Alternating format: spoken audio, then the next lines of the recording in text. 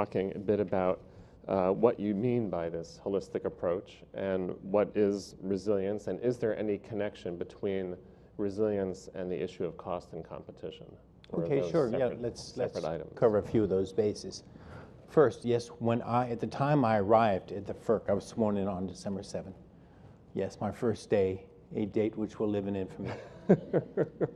At that time, already pending before the FERC and thus awaiting my attention, was this notice of proposed rulemaking that had been sent to the FERC by the Secretary of Energy under rarely used authority under Section 403 of the Department of Energy Organization Act. The fact that it was rarely used doesn't, in my view, particularly as a lawyer, make it any less valid. It was validly proffered to us for our consideration, and yes, as you have said, it was premised on the idea of the security of our bulk power system, the resilience of our bulk power system.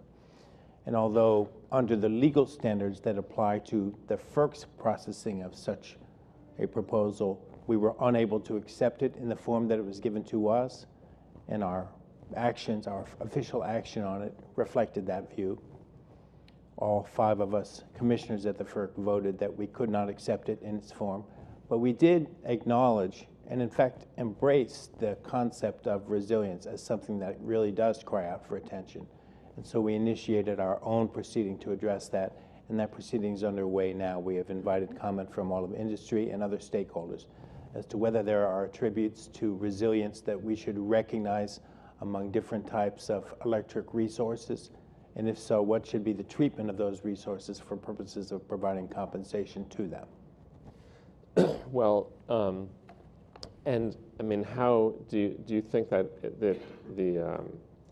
what are the key attributes you think that would go along with resilience, and does that have something to do with what you pay for the power generated by those facilities? Well, we're trying to figure that out now, but certainly in my view as a conceptual matter, we're not doing it right if we don't recognize what the attributes are, define them sufficiently to justify action upon them, and ensure that we get the compensational aspect of it right.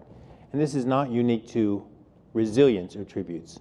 We already have certain types of functions that are performed by different types of electric generating resources in different ways. For example, providing voltage support to our transmission grid, providing frequency response. I mean, these are highly technical concepts, but certain types of electric generating facilities are recognized as being able to provide these types of supportive measures. We call them ancillary services.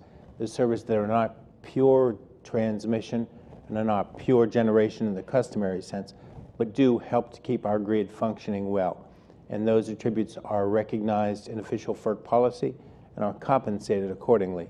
So it wouldn't be beyond the pale to think that if we could identify with sufficient specificity what are the resilience attributes that merit compensation, then we can move to that compensation calculation stage.